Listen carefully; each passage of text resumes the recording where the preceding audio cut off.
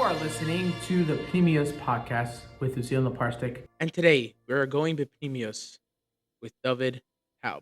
Dovid Taub is a revolutionary content creator, filmmaker, both in the Lubavitch and also in the Jewish world. He has created legendary content like Itche Kadoozy, and started one of the first 3D animation videos in the film world. What if on Chabad? You can check that out. And he has polarized the Lubavitch world both in his comedy and in his filmmaking, in both for children's content and for adult content. Check out his new podcast. He has a podcast that he was working on last year called Parsha Rabbit Hole, which is my personal favorite. And he's working on a current podcast where he goes through different things of Machlekasin in Torah in a fun way, called Parallel Judaism. Without further ado, let's go deep. The Pneumios with Dovid Taub. Pneumios, ay Pneumios, Pneumios, ay Pneumios, won't you come and join us?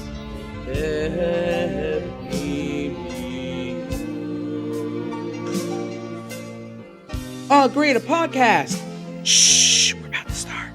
All right, here we are with the legendary Dovid Taub, who is the creator of the legendary Itche Kadoozy stick figures, Vignette. How do you say it? Vignettes. And also What If, and he's also in Space Rabbi, which is my personal favorite. And also recently from Mitzvah and other shows that he does in Teves. Here we are. How are you, Taub? Baruch Hashem, I'm good. How are you, sir? Baruch Hashem, Baruch Hashem. So I know all the stuff that you have done, but I don't know much of you personally, as probably most people are either interested or not, but I'm definitely interested. So that's the point of the podcast, just for me to get interested. Yeah. I mean, that's kind of how I've always done things. I remember when I started doing Itche Kadoozy, people would ask sometimes, like, who is this for? Because it feels like a lot of this stuff, like, is it for kids? Because there's a lot of jokes kids aren't going to get, and even like the lessons are like seem like they're going to go over kids' heads. I'm like, I make what I think is fun. Hopefully, other people will think it's fun too. So I guess off that, but I do also some content myself. I also do some content for school. I work in LEC in Florida, so I do some content for the kids there. And sometimes, like I just do those videos for the kids and for the fun. But sometimes when the adults watch it, they're going like, "What is going on in this video?" or anything. Like, it's not, like, adults have no idea what's flying. But for some reason, your content, it's like it's good for all ages. Like, you have a crack at the adults laughing at your content, and you have the kids enjoying the puppets, the animation. Is that intentional? Is that just a free for all, and this is what happens? Yeah, like I said, I do what I think is fun.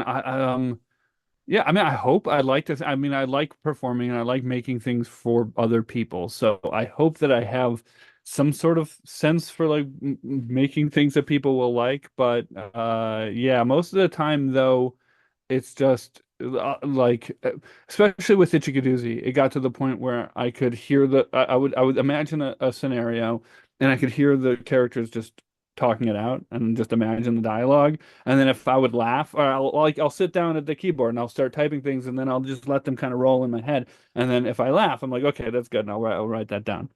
I imagine a lot of people work that way. It's a fun way to work. Does that also work with like day-to-day life? Like, are you there sitting at the Shabbos table and your kids might be saying that, and G-Fish will be like, no, whatever. Say it again. Like I'm saying, like, the day-to-day life. Like, let's say you're in traffic and you could just imagine like G-Fish like saying stuff like "get off the road" or whatever, or something like that. Or is it like, or it's just like when you're in the mode and you make the content, you can actually have the concentration. Yeah, I don't come up with stuff very often in day-to-day life. In day-to-day life, when I'm at the Shabbos table with my kids, the things that I come up with is terrible dad jokes, just terrible pun jokes. Like today, I came up, and it always, my my kids eventually figured out that if they just think back, if rewind in their heads like 30 seconds to whatever we were talking about before, then they can guess what the answer is because it's just that I heard a word and then made a stupid pun on it. So one today was, what breakfast do you serve at an early morning conspiracy meeting? You want to guess? What? Pancakes. Uh,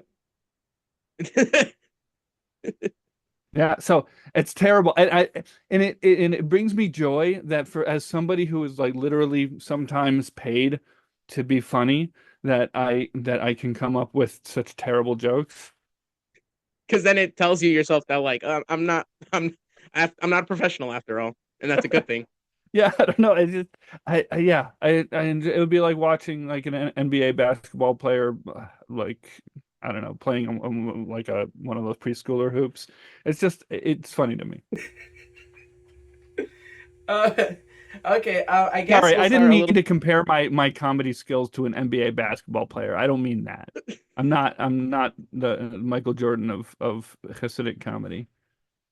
Uh, but other people say otherwise, but I definitely Right. say I'll otherwise. I'll take it. I'll gladly take it. So I guess let's start from the beginning. Where do you originally come from? How your family was like, growing up was like. Yeah, I mean, is that what? So I what's the goal of this conversation? I What are we guess the trying to goal get of the at? conversation, yeah, I guess my goal personally of the conversation is where the content act. I'm saying everything that we do in our jobs in life comes from somewhere.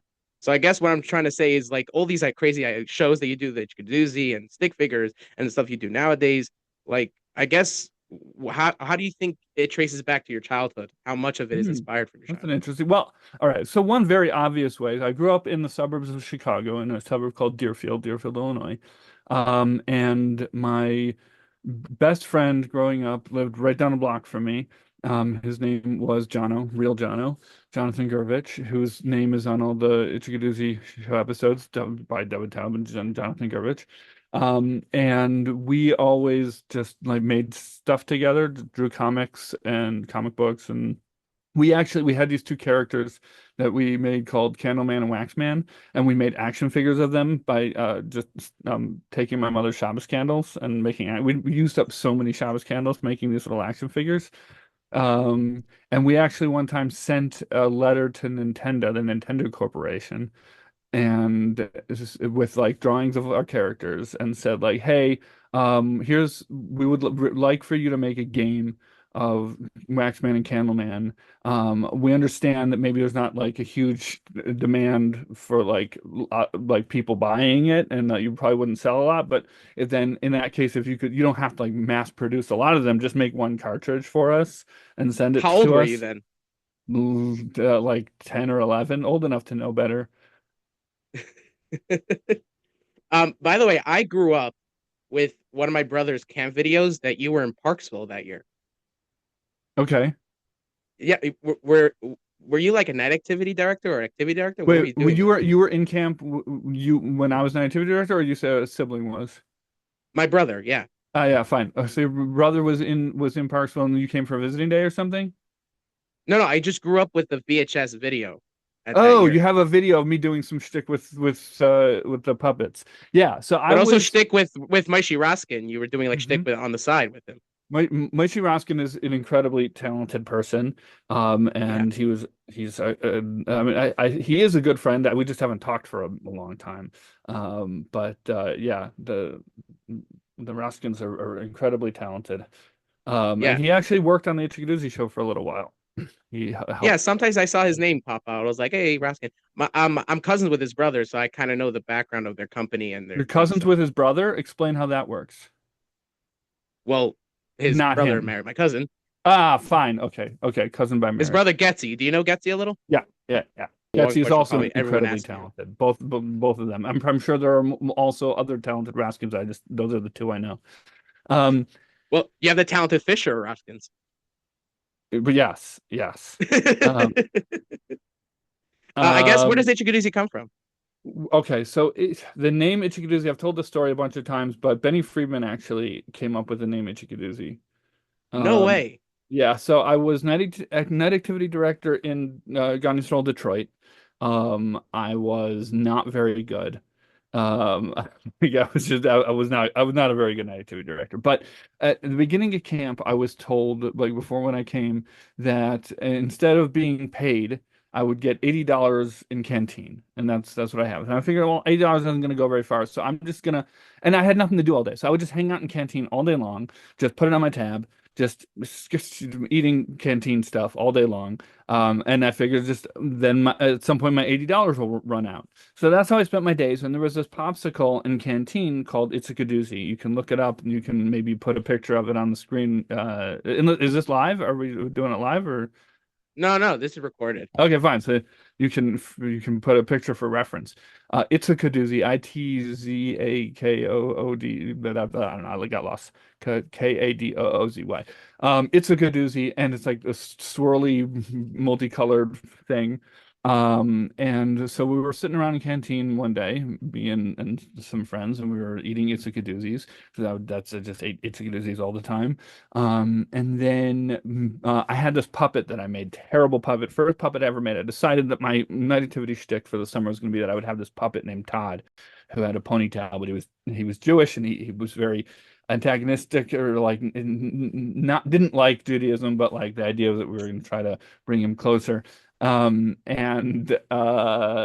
then so I had, but I had never made a puppet before, so I just hand sewed him out of felt and stuffed it with stuffing. It was a really bad puppet.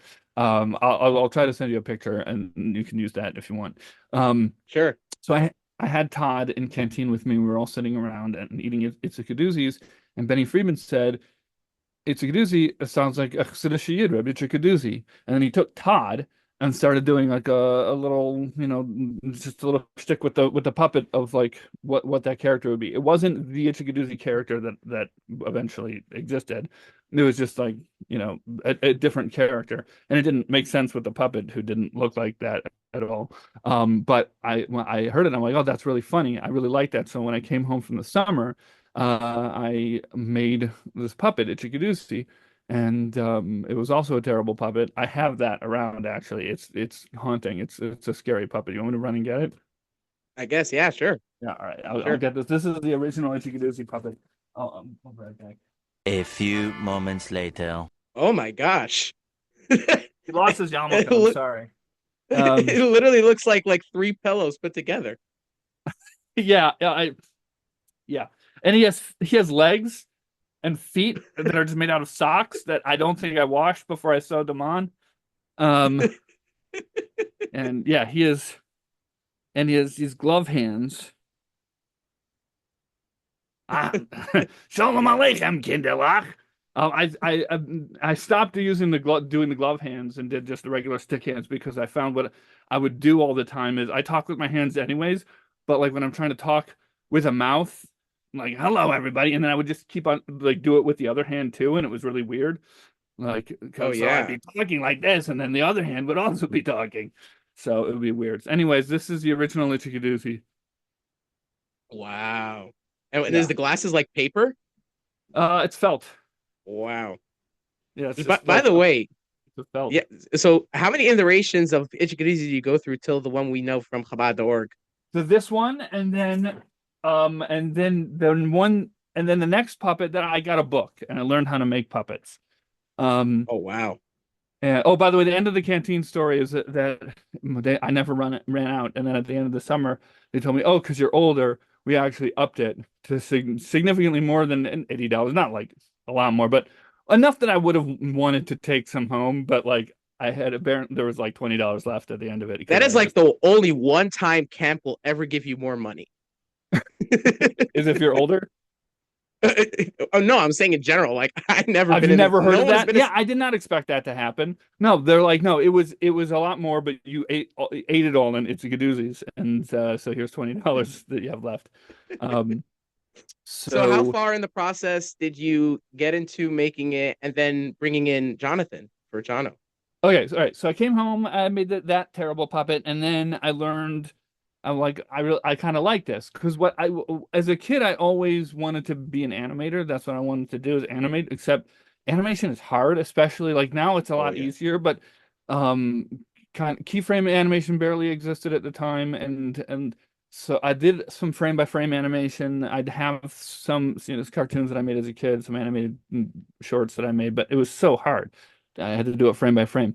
And then when I made the puppets, what I loved about it is that it's basically animating in real time. That you have this character and you can just start animating it in just spontaneously in real time. So I loved that. And yeah, fine. I won't jump ahead. Eventually, I found the same type of spontaneity in a software that's now I think unsupported and kind of almost dead from Adobe called Adobe Character Animator, which I still recommend even though it's unsupported and I love it, where you can animate in real time. You can rig this. It's basically a 2D animated puppet, and it's fun. Anyways, where were we? I like After puppetry. I got a Detroit. book. No, we're home now, and in Oh, okay. Chicago, I got a book and actually learned how to make puppets. The book that I learned from is called the Foam Book. You get it? That's a pun. Foam, because puppets are made out of foam. It's called the Foam Book, and I learned how to make a puppet, and I made a new Itche Kadoozy. And that one, I don't think I have a picture of that around anywhere, but he had a smaller body. That probably, if on that camp video, that's the if you still have that, that he probably had a littler body with the glove hands still. And I believe uh it was it was that Itche Kadoozy, the same one from God.org, but also it was the original Jono puppet with the yes. like the grid shirt So and the head was as soon as I made the second Itche Kadoozy, that head stuck around. It's just the body I switched out. So if you look, I think it's a smaller body. Um and that was the original body, and then I switched it and gave him the body that we have now. And that's it for the past, that was like 2004 or 2005 or something. So for the past 20 years, that's been Itchy Kadoozy. But you did switch in Kadoozy. you did switch. I believe it was Yeah, the Quest for Fish. You got a smaller version for a I while. did. I made a small one because I thought it'd be more manageable. It was just a little bit off.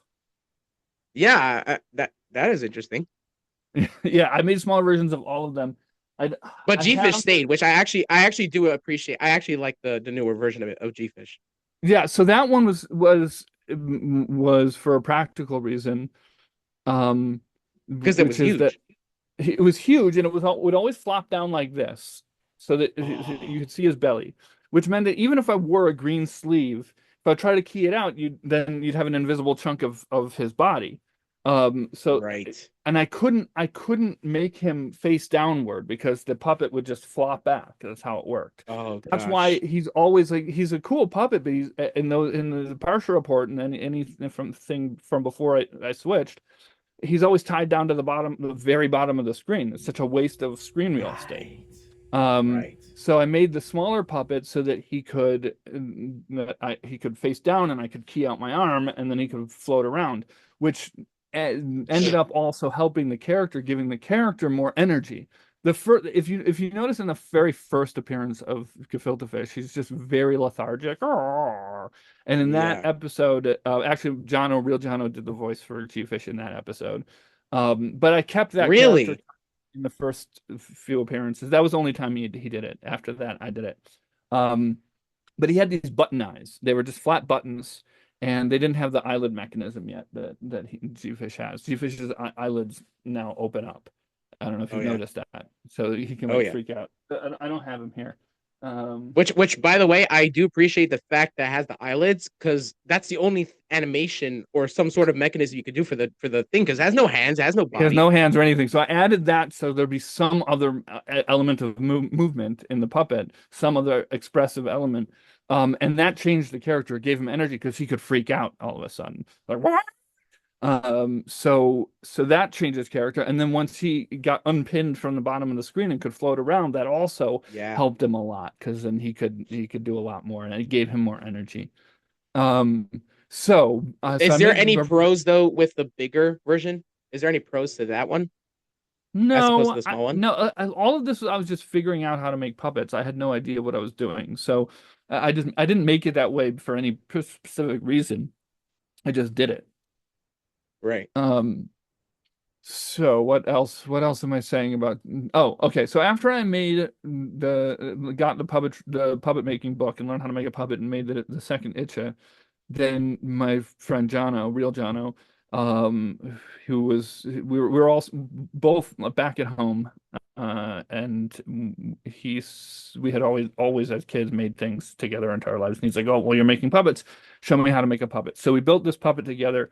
It was meant to be him, like a puppet version of him. And the deal was he was looking for jobs at the time, and the deal was that he would take that puppet to job interviews with him and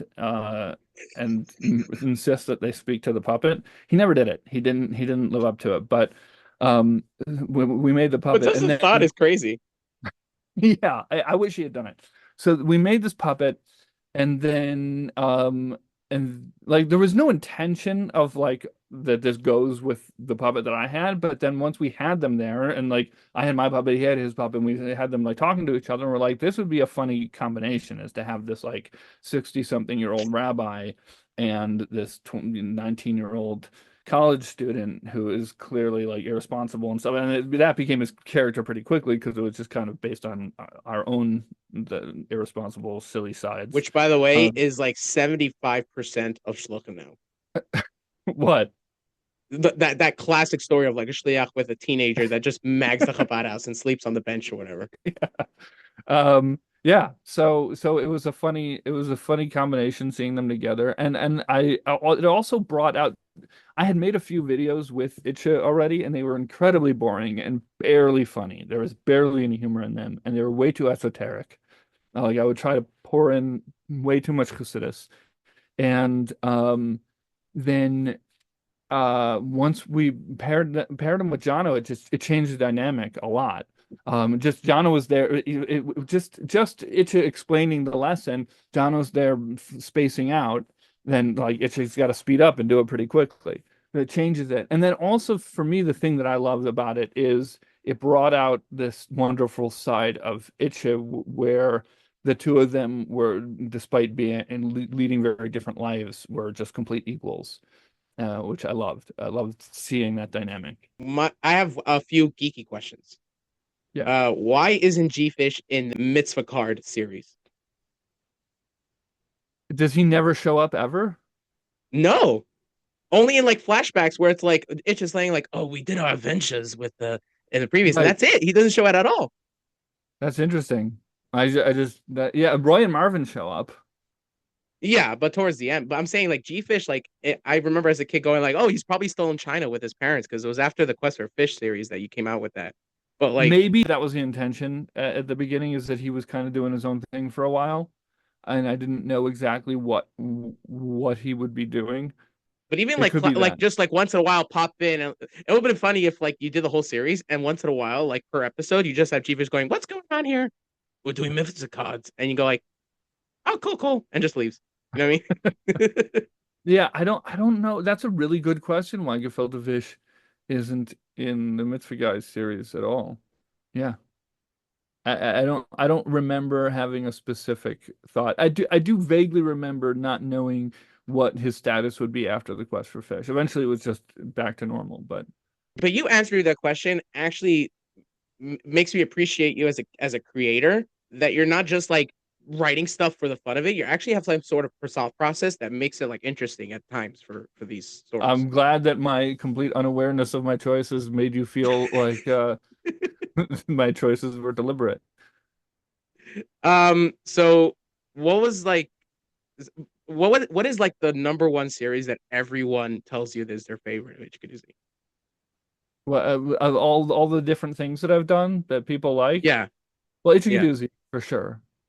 But Uh, it's Itchy Kadoozy. I'm saying like out of the series, like Oh, Parsha within Report Itchy or Kadoozy? yeah. Oh, I thought you meant like out of all the stuff that I've done. Oh, for Um, sure, Itche Kadoozy. yeah, it's for But sure yeah, Itchy Kadoozy. Although I was very pleasantly surprised the last time I was in Crown Heights that a few people came up to me and well, somebody came up to me and they recognized me, and I'm like, I got my hand ready to start doing voices, and they're like, "Oh, you do the partial rabbit hole, right?" I'm like, "Yes, yes, yes, I do. Thank you so much for watching that." I was very excited. I was trying to think what's people's favorite Itchy Kadoozy thing. I don't know what other people's favorite. It's all of them. The people who are really into Itchy Kadoozy just know that's kind of this. It's a scary thing sometimes. Like people know all the lines, and yes. yeah. Um, So they quote them back to me, and I don't so recognize them um, sometimes. so when you do the process of any content in general, how much of the original draft? Or at least the finished draft, the way you write it, to when it's on screen, is it different? Have you seen the Itche Kadoozy book, the script book? Yeah, and it's fairly the same, besides for a Yeah. few jokes here and So there. that is the original shooting script most of the time. There's a few episodes in there where I couldn't find the script. And so there's just a transcript of the episode. But in most of the episodes, there's like a few little differences. Sometimes there's jokes that are just not in there. I don't know why, because maybe I just was too lazy. I decided to cut out lines of dialogue or something, or I just forgot it when I was doing it. Um, but sometimes there's stuff in there that's in the video that's not in the script, and so that's pretty much the degree to which it is different. um yeah, I mean, it depends really on the nature of the project, on how much planning. Animation, you need to plan everything out ahead of time, so there's not a lot of room for there to be stuff that I guess you can improvise when you're doing audio and then animate to the audio.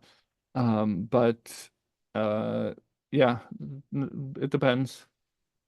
Which, by the way, your Itche Kadoozy book is like one of those things where it's like such a Jewish thing to do, like to come out with all these series and put it online for free, and then like, oh, here's a script book because you can't watch it on Shabbos, haha, and then you just buy it, and then people who buy it go like, wait, why did I buy this? All right, if it was a money grab, and it's such a bad idea for a money grab because it's not like the best seller in the world. The people who But like I like loved it. it. Lily, Really, I'm really honestly, good at imitations. So my nieces and nephews, like every time they come to my house when I'm like Pesach or Sukkot, they literally just get the book, yeah. sit So me down on people the enjoy couch, it. and let me just read it out. What that was Zalman Goldstein, who's publishes a lot of amazing books and music. Um, he discovered Itche Kadoozy. I guess he just hadn't. Wasn't something that was part of his. And then like the kids in his life showed it to him, and Which at this point, if it hasn't, then it's like, really? well, no, and so he discovered it and he liked it and he contacted me and we thought about different things to that we could do together. And my thing is I'm always over ambitious and like, oh, we can just come up with hundreds of pages of brand new content. And he has been through it before and has published a lot of things. So he said, you know what, let's start with the scripts that exist and make just a book of those scripts. And then we also tried to throw in some behind the scenes content that was new. Like, I don't know if you've noticed that stuff. Um, Yeah. and and that's what it was, and people seem to like it. I would still love to do more like more original Itche Kadoozy printed content. I think that would be fun, like in Itche Kadoozy in book form. Um, Is that just time consuming, or is it just what's yeah. stopping you from making like as much as you used to do? Well, I was being paid to make Itche Kadoozy content. Um, You I mean, I just make stopped the answer content right there. now. Yeah, I was right there. I make content now, but not Itche Kadoozy content. I'm just making whatever I want because I'm not being paid to do it. Um, I'm making content now that I'm not being paid to do, but then I just make whatever I want to make most. And I love Itche Kadoozy and I love returning to it every once in a while, but I've done it. Like I know what it is. So there are things. Are you aware of the podcast that I'm working on now called Parallel Judaism? So I haven't listened to it, to be honest, but I am aware of No, it it. exists. But Yeah, you just haven't yeah. listened to it yet. All right. So I will explain it to your listeners and viewers. Parallel Please. Judaism is a podcast that I'm working on now, and it is literally just because I think it's fun to do because like everyone who listens to it is trying to understand like what exactly is this. I think if you listen to a few of them, you'll get it. Um, it's very niche. It's like Jewish halachic speculative fiction improvisational podcast, which is like a genre that does not exist. um, That's so interesting. the idea is that how is it that we say well, that whenever there's a argument in machlokes in halacha and Gemara or anywhere later that we say both opinions, both opinions, they're both true. They're both the word of God, and they're both so on the one hand, it makes sense. Torah can encompass conflicting ideas, but the real world can't, right? So the reality has to have one halacha, and that's how it is. So my premise is maybe what happens is that whenever there's a debate like that, it forces a split in the multiverse where there's another universe where the halacha goes the other way. So that's the concept behind parallel Judaism. And in each episode, I interview somebody from a different universe where one particular halacha went the other way. Interesting. That's what it is. So it's basically like a podcast of what you're thinking about halacha. It's literally your brain in form. Yeah.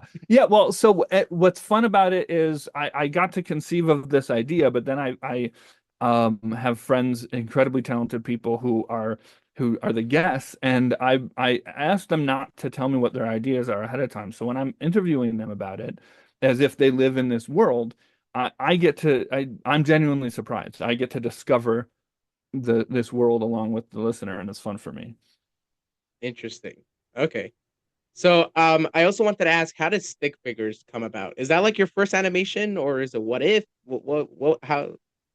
Yeah, stick figure vignettes was the first animated content that I created for Chabad.org. I did animation before that, but that's the first thing that was like published for the world to see. Yeah, and that was because I was bored of making Itche Kadoozy. I get bored of things easily, and I wanted to do something else. I wanted to get back to animation. As I said, animation was always kind of where I came from, but I didn't have a lot of patience for it. And what I had kind of discovered in the years in between was this stick figure style, where I could create these expressive stick figures which were easy to draw, but they would have a lot of expression to them.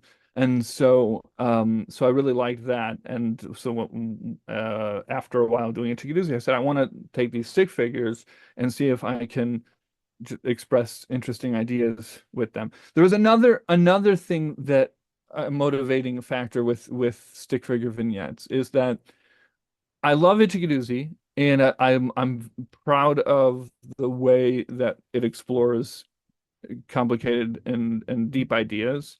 But I felt there was a couple of things that I didn't like about the way that those ideas were delivered in Itche Kadoozy.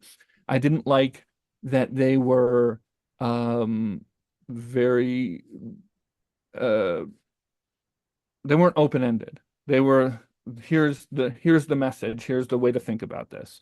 And so I wanted to do something that was like sharing an idea, but had more room for people to draw their own conclusions and think and explore the idea themselves. The other thing And that's was that, why the stick figures is more like muscle oriented, because you're meant to yeah, think of it and there's a yourself. lot of room to kind of, even though like, yes, you can see how that quote at the end it ties in with this weird stick figure story you just saw, but or stick figure moment, but it doesn't spell it out for you. And very often, like, I didn't know for sure what was happening. Like, I had ideas of how I interpreted it. So I liked that, and I encouraged people to do that in the comments to draw their own conclusions. The other thing is that I noticed that would happened a lot, happened on Chabad.org, but it happens all over the place, is that people will say things in the name of Judaism or Torah, like this is the answer. This is how Torah thinks about this. How Judaism thinks about this, and not source it. And that bugged me a lot. It's the Chabad.org has actually gotten a lot better. By the way, I don't I love Chabad.org, and it is like an amazing, like one of the most important resources in all of Judaism. And I love all the people who work there. So, but there that was a trend at the time, and it's a trend that I've noticed in other places as well, is to just say things and not source it, and it bugged me. And so I wanted to create something that specifically everything was sourced. And that was one of the motivations behind the stick figure vignettes. At the end, there's an idea, and then it tells you where it's from. Aha, interesting. But why can't you do that with Itche Kadoozy then? I could have, but it was like I said, it was both of those things. It was also the more open-ended things. But by the way, in the very beginning, when I first started doing Itche Kadoozy stuff, just me and Jono on our own, before Chabad.org, I did have Myra McComas at the end of each video. I had like what this was based on.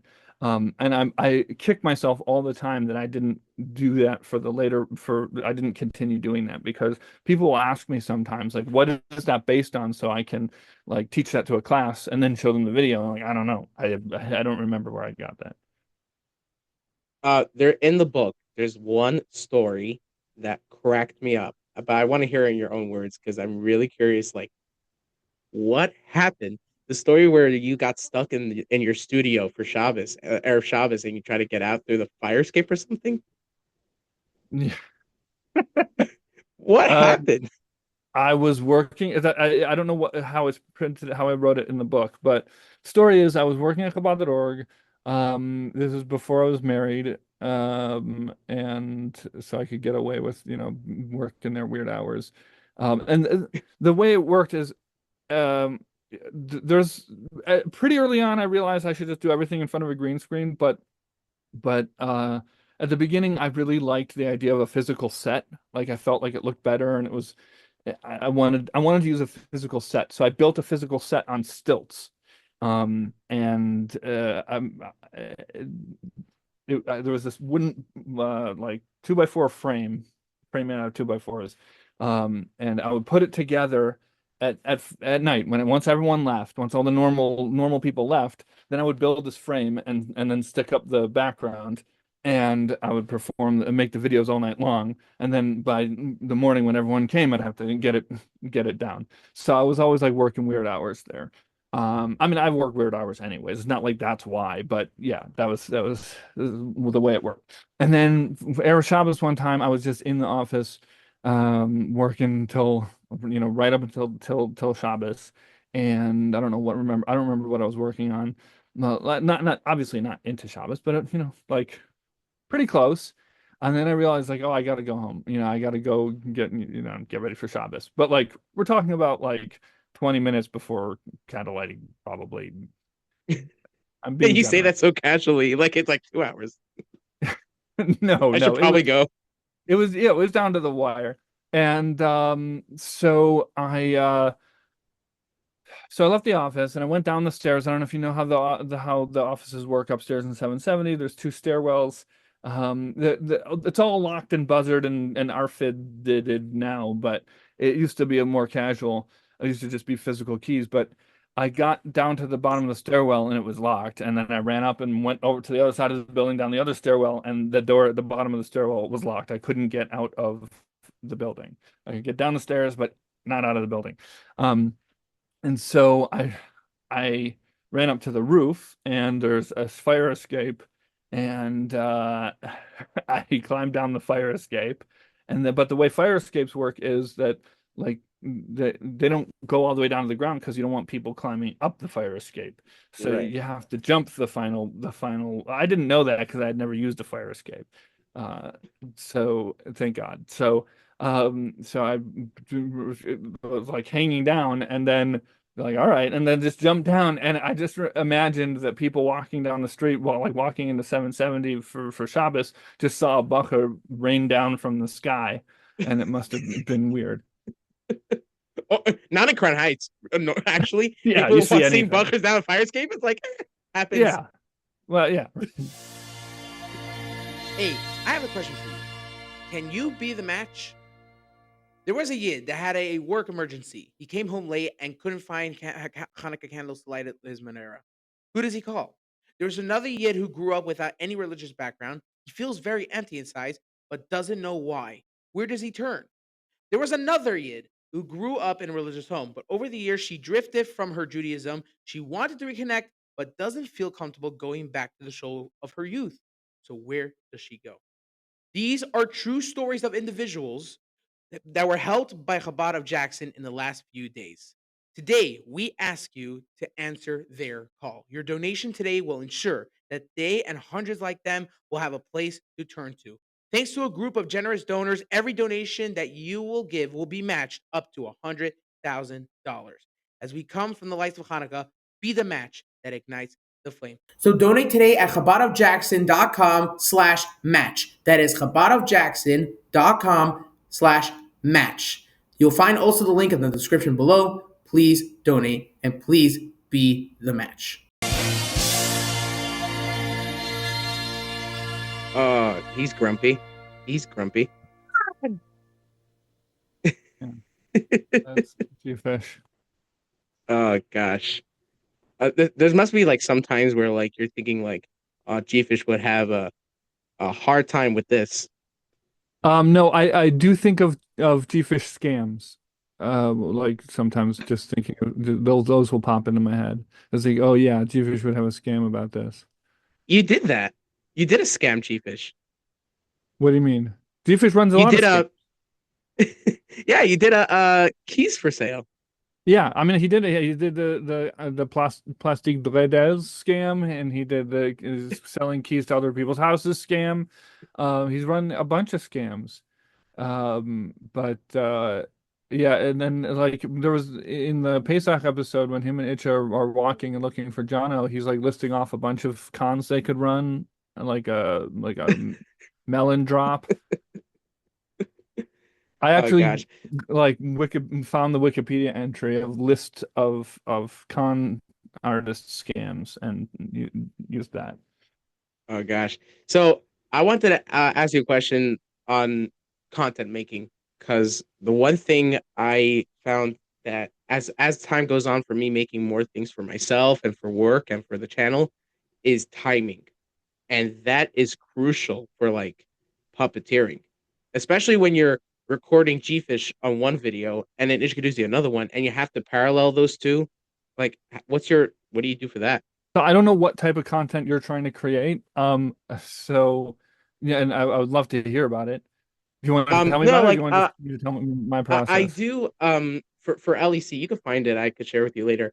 For LEC, we do a once a week Shabbos and Varkim video where it's like we just do random weird things. Like and a lot of times I actually go above the line than I should, because at the end of the day it's for kids. Like, what do they care? But like I do green screen a lot, and sometimes I'll put in parallel like me if I ever want to like talk to myself in the same video or whatever. So in general, like the one thing that is like that I realized in editing is like, oh, I should have done that quicker or should have done that slower. And especially in puppeteering, that's crucial, right? Because like if Itche, probably at the moment you're doing Itche and you're like, wait, how long is that gonna be for Jono? So like All right, when do you so like what I always do with the puppets is I record everything all the way through. I do all the visuals on like, oh yeah, hi Jono, why did you flush my shoes down the toilet or whatever, and then I will I can do this because you can't see me, but I'll read through the other characters' dialogue as well. And while I'm doing that, I'll try to do this is challenging because like sometimes I'll mess up and I'll start saying moving the puppet's mouth. But what I should be doing and what I generally do is just have reactions. So I'll be reading the other characters' lines, and that gives the timing for the most part, and then also gives me all of the reaction shots for the characters. So most of the time you won't see that. You'll just be looking at a close up of Jono talking or whatever. But sometimes it's useful for a wider shot where both of them are in it, or if I want to cut to a reaction shot from Itche, I have all of that. Now once I do that, the timing never matches up exactly. There's a bunch of tricks that I use. I don't know how well they work. One trick is to slow down, like so if the if I just didn't give enough time. So usually it's not too off because like I said, I'm reading through the lines, but sometimes it'll be a little bit Itche will come in a little bit too soon. He didn't give Jono enough time. So I can take that reaction shot of Itche, let's say it's 20 seconds, and just slow the video down. Um, I have found that 60% is pretty much the limit before it starts looking weird. And I can do that. And then if I absolutely need to, if I actually absolutely need more time and the slowing it down to 60% doesn't work, then something that I can do is chop off the end of it. And it's just standing there. So if I will do this with a part that's not like him actually turning his head and doing stuff, but something where he's pretty much just standing there and not there's not a lot of motion, I'll take a little 2-second piece of that clip or 3 seconds, whatever, duplicate it, play it backwards, and then you can kind of endlessly loop that. If there's any type of movement at all, then you where you can start tracing a pattern where you can see that like the same thing happening over and over again, then it gets weird. But if it's pretty static, then it works for a couple of times at least. Sorry if that got too Interesting. technical there. No, no, I love it because it also gives you a perspective of like of how much the creator is a lot of techniques are like obvious techniques, but how much is like techniques works for the creator, and sometimes also just things that you fix in post or just fix on the spot. So it's interesting. I have to mention this. You do you still do Shmideo or is that an old company? No, Shmideo does not exist. I mean, it exists, but I don't really. That's not the name that I'm currently. The original dream of Shmideo was that it was me and my friends. We were going to create Jewish content together, and pretty quickly we realized we weren't going to make any money off of that. So then it became just our own freelance video production company. When we made, and it wasn't particularly Jewish. It was just whoever would pay us to make stuff. Right. Um, and then they went off and did other things, and I continued to use that Shmideo name for my freelance work that I did on my own. Now, but then I got tired of just making videos for other people, and I didn't like doing the freelance video stuff. So now the umbrella name that I use for all of my projects is Creative Judaism.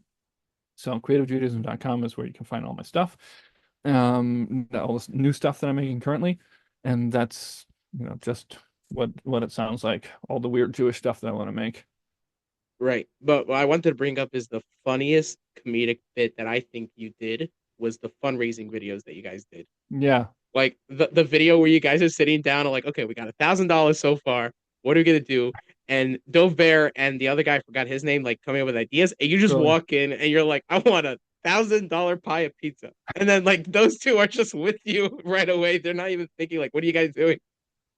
It was just pure funny. Thank And you. then Did you ever see the video we did with Eighth Day? no. It was not a music video. It's just a comedy video. It's floating around somewhere. I believe we posted on Facebook somewhere. No, it's on our Vimeo, on the Shmideo Vimeo page. You can see it's there somewhere. I'll send it to you. I'll send you a link. I gotta see it. But also, I love the victory speech.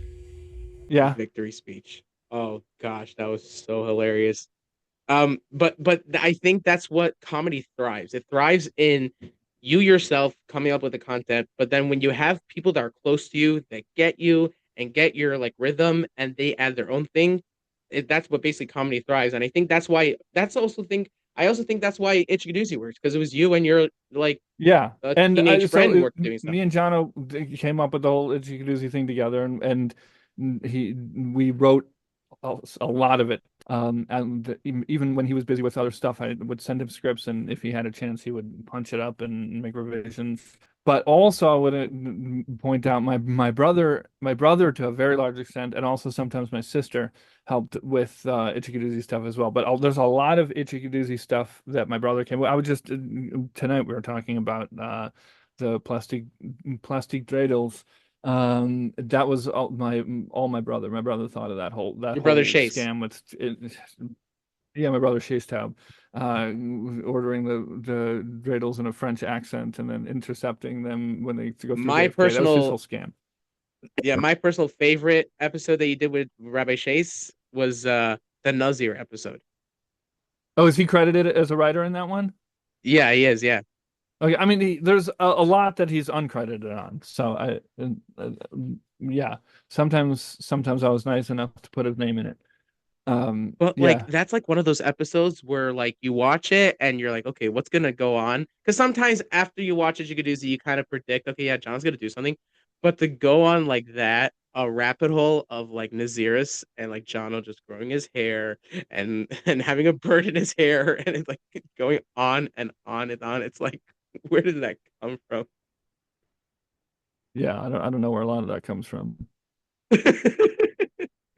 Um, so my question is also I have a question on is most of the voices that you come up with it doesn't necessarily have to be Itche Kadoozy, but on stick figures or what if or mitzvahvention, a lot of these voices are things you could come up with. Are they drawn from something in your life? Are they people you know? Or You mean that just the voice specifically, or like the character? like the change of the voice, like Marvin being different than Itche, and then Itche being different than Well, uh Marvin and Itch are a fun example because the actual like physical voice is pretty similar, but the characters end up coming out differently. yeah, when I try to imitate Itche, people go like, "That's Marvin." I'm like, "Huh, that's true."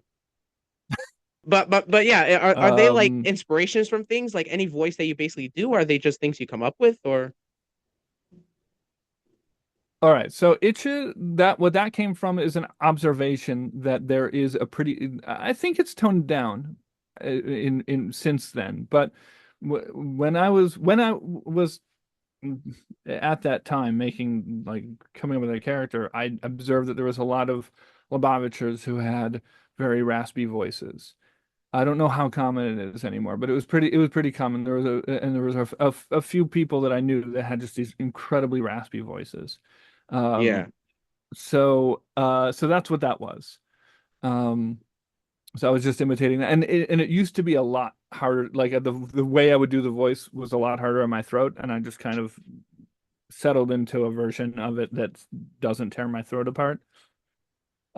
right. Jono is was originally my friend Jono.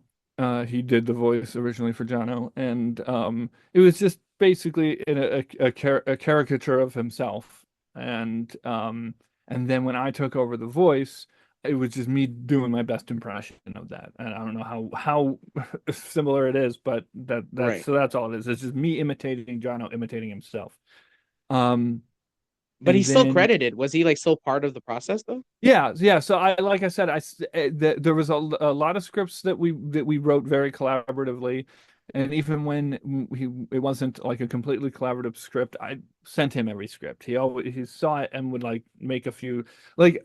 Often there are jokes in Itche Kadoozy where it feels like these are just jokes piled on top of each other, and it could definitely have been edited. That's just because we were sending it back and forth and trying to one up each other, and you just end up with Right. like four jokes piled on top of each other.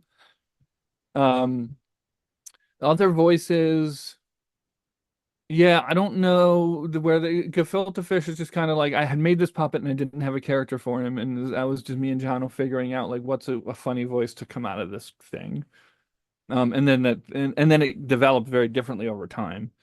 Um, Roy and Yeah, it's Marvin, very different. Like whatever type of show you like of Itche Kadoozy you can see, like G-Fish is not necessarily the same. yeah.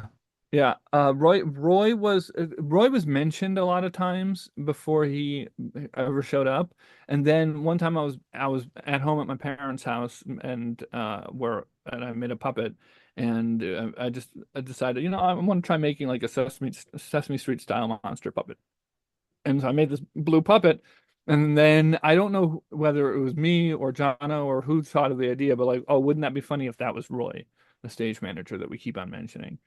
And then I thought it would be funny if the voice that comes out of him is not like high pitched fun Elmo voice, but just like super low and calm and chill. Um, Like the guy that like the guy that's just there because yeah, I don't know exactly why Roy is, and then I mean a lot of character elements developed later about Roy and his past and stuff, and yeah, so there's a lot of lore he about gets Roy. abused a lot. Roy gets abused a lot.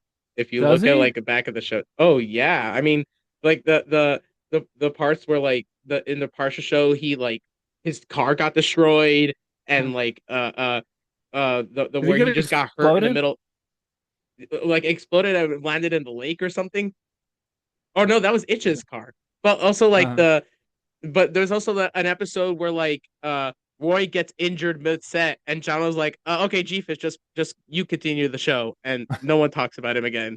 And yeah. then and then Marvin like picks on him on the other episodes. Yes, Very funny. I don't, the thing relationship between Roy and Marvin that I don't fully understand. Like, I don't know how good of friends they are. I think Roy is Marvin's best friend. I do not think Marvin is Roy's best friend.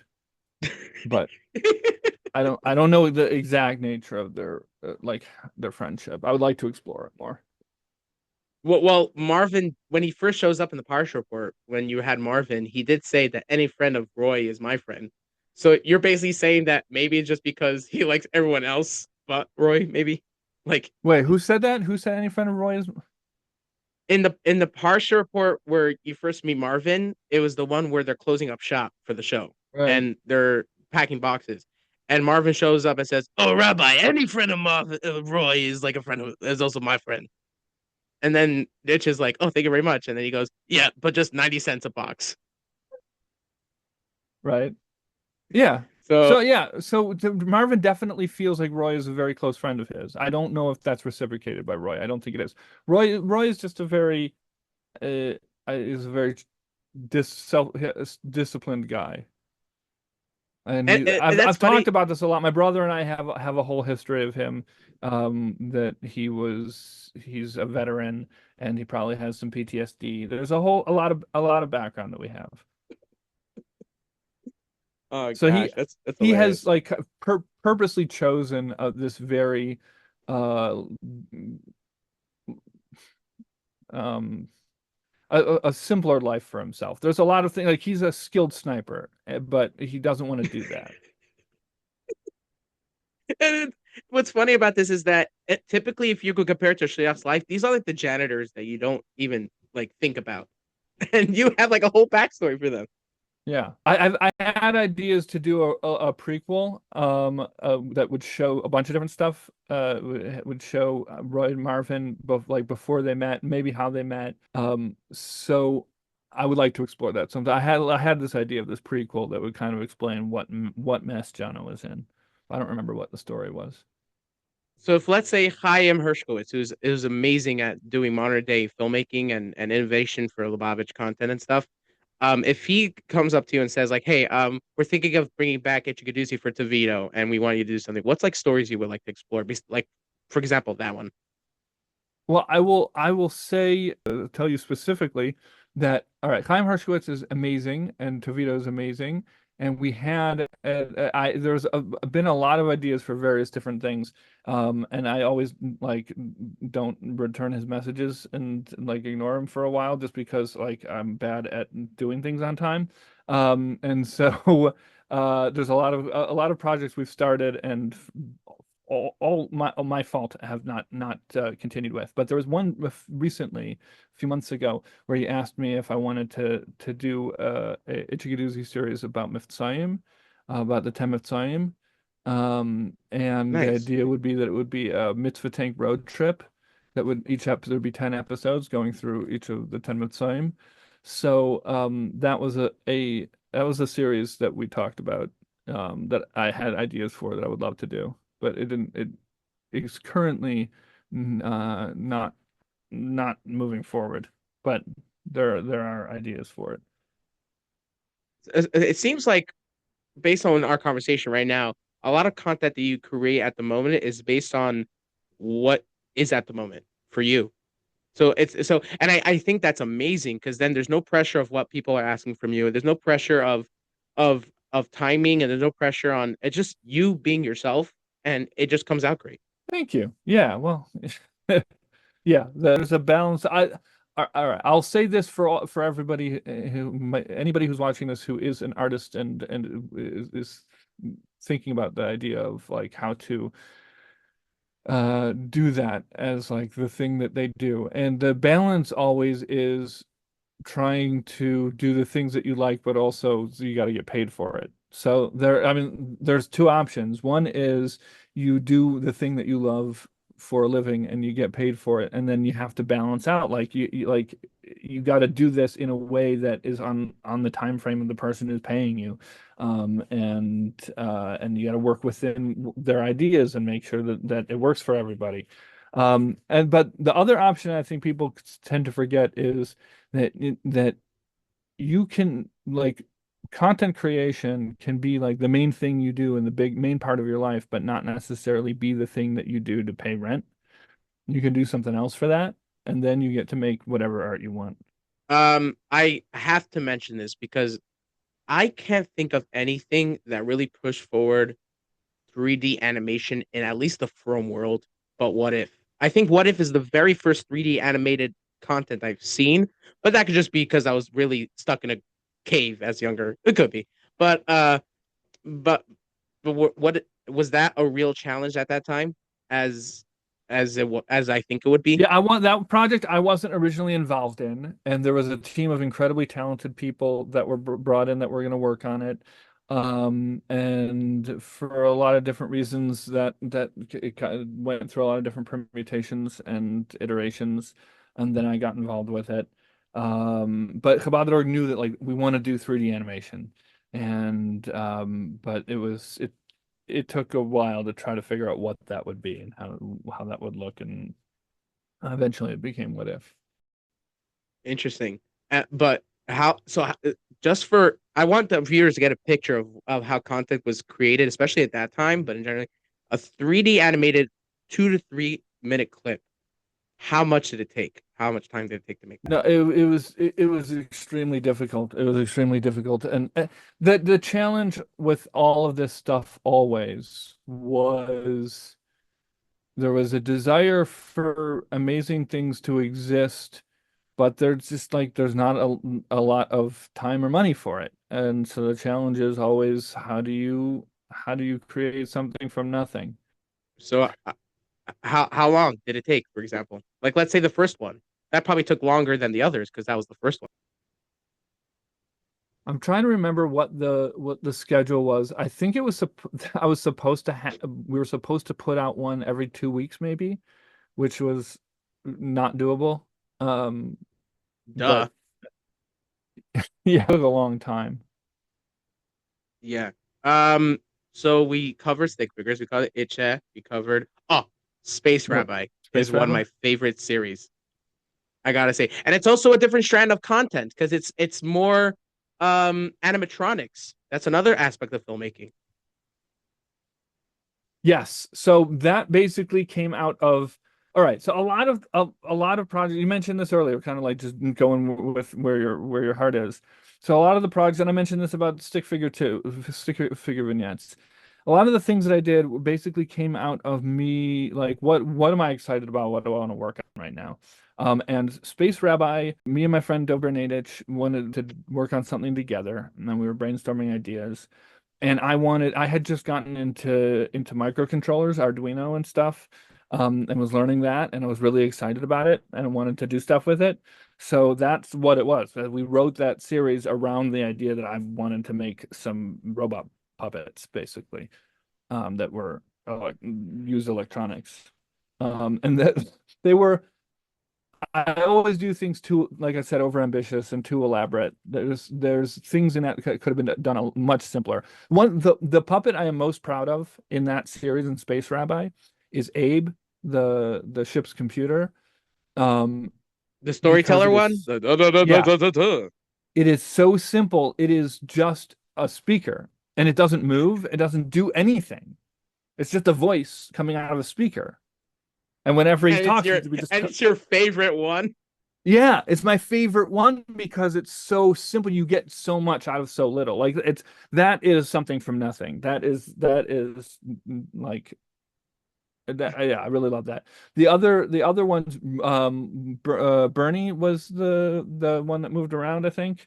That one was the most finicky. That was terrible because I actually saw I I built that myself with two continuous servo motors and programmed programmed a remote control for it and used an RF transmitter and receiver pair, and then had another microcontroller on the other side where I created the remote control. And I was supposed to be able to just remote control this around and make it move around and make the lights light up, and it did not work ever. It was barely ever worked. So like I thought that was the funniest robot, by the way. I just thought it was ridiculous. Like the just Dove Bear just saying like, "Oh, you have a fever." It's a robot. How does he have a fever? But then like, so my question about that is that an actual screen? Like, did the mouth move actually on real life, or did he do that in so post? Bernie's the one. Hang on, Bernie. Wait, did I mess up their name? Bernie's the like the metal tin can one. Oh, Irv the is the ATM machine. yeah, Irv is the ATM. Yeah. All right, so we went to this amazing place in Pittsburgh called the uh, Construction Junction, where they have like secondhand stuff, and also the next door to the place called the Center for Creative Reuse, another place where they just have a bunch of random stuff that you can buy, surplus stuff, secondhand stuff, and we found a bunch of parts that we thought we could make robots out of, and one of them was just this empty ATM cabinet, and it was so heavy and so incredible. I just recently got rid of it like last year. It was sitting in my basement or sitting in my backyard for what 10 years. 15 years. I don't know however long it's been because it was just so heavy. I didn't want to bother trying to get it anywhere. It was really, really heavy. And then yeah, so that I totally could have done in post, but no, I had to program it, I had to make it difficult. I mounted a little screen in there and his face was generated programmatically, and I wrote code that when I press a button, it makes his mouth open and close, and that's what I would do. I would sit there at a microphone and press the button, and that's what I'm doing, and make him talk as I was talking. We shot it in real time like that. Um, and then Ira is the replicator that was just a single LED in behind a lens, and I had a button that would just turn it off and on. Um, yeah. By the way, so Abe and Ira, they have a part where they like tell like Abe is telling them a story about a The B bee. story. Yeah. So do you actually have a full-on written story for it, or did you just make things on the spot for each part? You go back to that story. No, I don't know the whole story. It doesn't exist. It's just the pieces of it. So, and were all those episodes based on Prikyavis? Was that the idea? No, no. I had a Pirkei series. I had a Pirkei Itche Kadoozy series that I Yeah, you came wrote. up with. You showed there's one episode of that on YouTube. Yeah, there are two more episodes that exist, I think, or maybe one more that exists, and then a script. Yeah, there's one more episode that I shot and edited, and then there's one more script for a third episode. So it's three episodes that kind of exist in total. That was a Pirkei series but no, Space Rabbi was just random, whatever we wanted to do. Uh-huh. Would you ever want to revisit that series?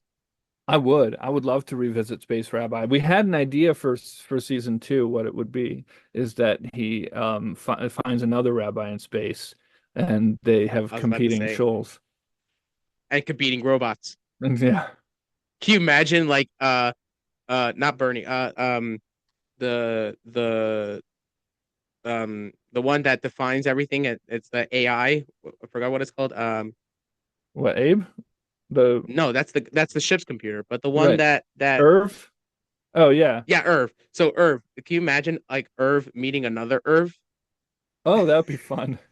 Oh gosh, it would be like computing. No, I'm computing faster. No, I'm computing faster. Malfunction.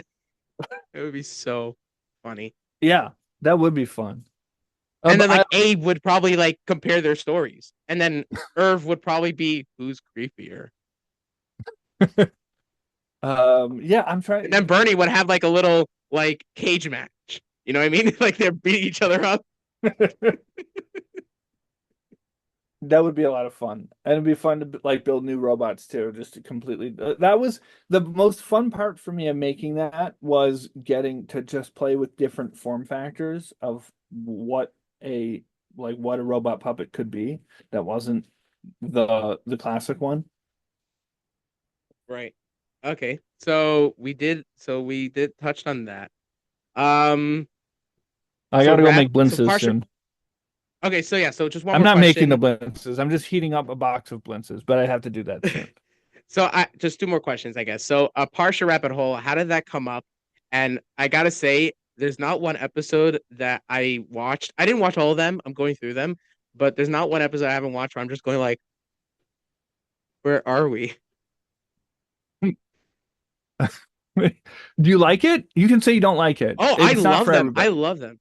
Yeah, I love them. I love them because it's not your typical content. Like normally if someone did that content, people would just go like, okay, this is too much. But because it's you and because this is your world and this is where you thrive in, then it works, which I appreciate. Yeah, so Parsha Rabbit Hole is just me just finally figuring out the way of the style of learning that works for me and that's fun for me. And I think it's fun for other people.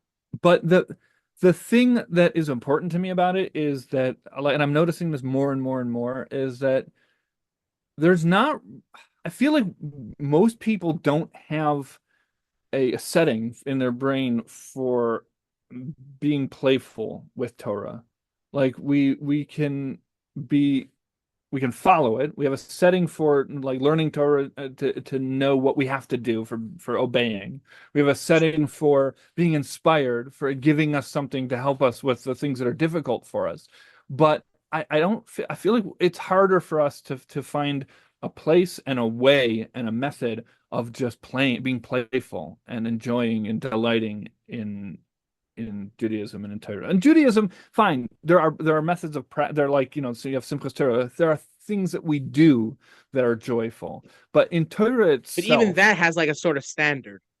right, right. But in Torah itself, like just being playful and finding joy in Torah, I feel like is something that I want to see more of, and therefore I want to make stuff that does that. But it's hard because I think people don't have an automatic sense that that's something that they're looking for. So I'm kind of continuing to make that and hoping that people can connect with it. And that goes exactly to the pockets you're doing now. Yeah, parallel Judaism, exactly, which is just Yeah. like, what is the possible benefit of that? Like, why? Like, it is exploring something in Torah that is not the halacha. It is completely practically useless. What is the point of it? And it's just to discover and explore this Torah that we have that's ours and that we can find joy in. All right, so we're running out of time. So I do want to mention that at the time of this recording, this episode, even though it's going to be released later, we just came off Shabbos of Hey Teves. So I just wanted to ask, what is the one court case that is most likely that Itche Kadoozy would be, uh, like, like someone served him and he had to go to court for? Um, what it should have to go to court. He hasn't he a couple of times? I don't know. I'll tell you my court case related project that I want to work on, that does slightly involve the puppets, which is I've had this desire for a few years to just go outside of my house and get a bunch of guys dressed in FBI windbreakers and have them coming out of my house with like those cardboard banker boxes with puppet arms sticking out of them, and take a picture of that, and then have me there just doing the covering the face thing.